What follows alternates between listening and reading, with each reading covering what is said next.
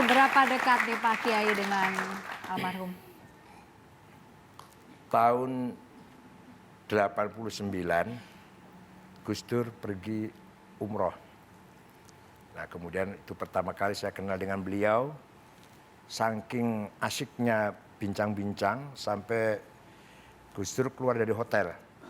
Waktu itu rombongan Kiai Nur Muhammad Iskandar, waktu itu umrohnya. Keluar meninggalkan hotel, pindah ke rumah saya yang cuma 1 kamar, 2 kamar sempit itu. Tapi Gus Dur betah dengan saya sampai 3 hari, 4 hari di rumah saya. Membicarakan segala macam hal lah. Sampai ke yang lucu-lucu juga keluar semua. Nah akhirnya kesimpulannya kalau Kang Said sudah selesai lulus, harus tinggal di Jakarta, jangan pulang ke Cirebon, dan membantu Nahdlatul Ulama. Itu pesan langsung disampaikan? Ya, kemudian saya pulang pas Muktamar Cipasung, Desember tahun 94, saya langsung dimasukkan oleh Gus Dur ke Wakil Khatib, Wakil Sekretaris Syuriah, ya, Wakil Khatib. Dalam perjalanan, Partai PKB muncul, lahir Partai PKB, Khatib Amnya saya itu, seatas saya Khatib Am, Sekretaris Jenderalnya, menjadi Khatibnya PKB, Kiai Dawam Anwar dari Bekasi itu. Maka saya naik menjadi Khatib Am. Ada saksi matanya ini berikut ini? Oh, selamat.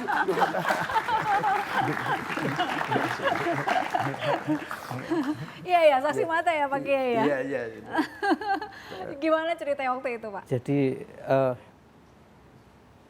Pak Said ini punya tempat tersendiri di hati Gus Dur.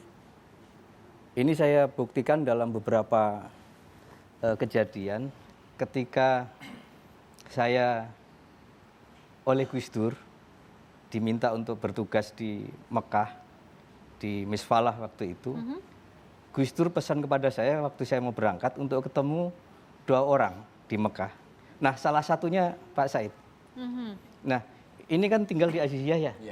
Ya, saya Misfalah dan kantor dakernya itu di Aziziyah, jadi tidak jauh dari rumah beliau. Nah, saya waktu itu datang ke Pak Said bersama teman-teman mukimin tentu saja, mungkin Pak Said lupa mungkin. Ya. Nah, kemudian tahun 90. Karena kemudian ada peristiwa Mina itu, saya tidak sempat lagi karena sibuk ngurusin korban Mina itu. Kemudian tahun 94, saya ingat bulan Juli, pas nuju harinya Bu Wahid, Bu Solihah Wahid, ibundanya Gus Dur, beliau ini diajak datang dan kemudian suruh ceramah. Ceramahnya tentang tasawuf. Saya ada Pak Nurholis Majid ya? Iya, ada Nurholis Majid. Munawir Syadili. Tetapi itu sudah membuat heboh. Pertama tampil sudah membuat heboh. Hebohnya karena? Ya karena apa yang disampaikan dinilai kontroversial, padahal sebenarnya tidak. Ya, boleh tahu sedikit? Ya seperti yang akhirnya kan meskipun ngomong soal tasawuf kan akhirnya sampai ke Syiah segala macam itu. Penghormatan kepada keluarga Nabi gitu loh, ada anak cucu Nabi. Nah itu yang dinilai kemudian sebagai Syiah. Nah inilah yang kemudian Pak Said itu sampai diadili ya, dibanggil oleh kiai-kiai soal Syiah itu. Ya tetapi kemudian diantar oleh Gus Dur, diadili ya tidak ada masalah. Itu tahun 94 bulan Juli. 94 sudah bikin heboh begitu ya? Iya. Sampai 2015 masih bikin heboh juga. Saya buktikan juga tempat khusus di hati Gus Dur itu waktu 98 tadi seperti diceritakan. Khatib Amnya terpilih menjadi sekretaris Dewan Syuro DPP PKB. Ini Gus Dur langsung mengusulkan kepada Kiai Ilyas Ruhsyad sebagai penggantinya Kiai Dawam Anwar itu adalah Pak Said Akil. Itu sebenarnya domainnya Suriah kan, tetapi ketua umum kan boleh mengusulkan.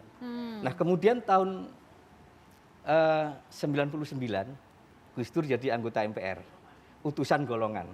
Kemudian terpilih menjadi presiden. Untuk menggantikan Gus Dur di anggota MPR ini, Pak Said yang diusulkan. Karena waktu itu saya sekretarisnya jadi diperintahkan oleh Gus Dur untuk diproses. Gitu. Tapi kenapa pada saat tahun 2000 almarhum tidak istilahnya melempangkan jalan beliau untuk menjadi ketua umum PBNU pada saat itu? Ya, saya tanya kepada Gus Dur tahun 2001 kalau tidak salah. Ini kalau soal tahun udahlah ya. Ya pokoknya begitu deh. Karena saya tanya kepada Gus Dur, kok Gus Dur dulu nggak dukung Pak Said? Kata Gus Dur, biar dia belajar dulu. Nanti 10 tahun itu sudah jadi ketua umum. Itu tahun 2001, jadi kira-kira 2010 kan jadi. Kurang lebih nyambung tahunnya Iya, ya. iya. Beliau mengatakan itu? Iya, jadi biar belajar dulu, sekarang belum saatnya. Dia bilang begitu. Dan Kan padahal kan begini, padahal pada waktu beliau belum jadi presiden, ada beberapa kiai yang datang silaturahmi pada Gus Dur, mengusulkan pengganti Gus Dur PBNU itu Pak Said Agil. Tapi Gus Dur jawabnya normatif. Ya nanti kalau didukung oleh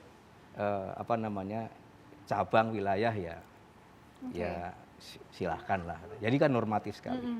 Tetapi kemudian ternyata kan Pak Hasyim yang. Baik, Pak Kiai ingin cross check nih. Pernah nggak almarhum mengatakan itu, jangan dulu kamu jadi ketua umum PBNU misalnya, karena ini begini begitu, ada nggak? Pernah? Pernah. Tapi saya sudah kadung maju, jadi saya nggak mencabut. Dan ternyata hanya terpaut 35 dengan Pak Mengatakan Hasyim apa beliau waktu itu?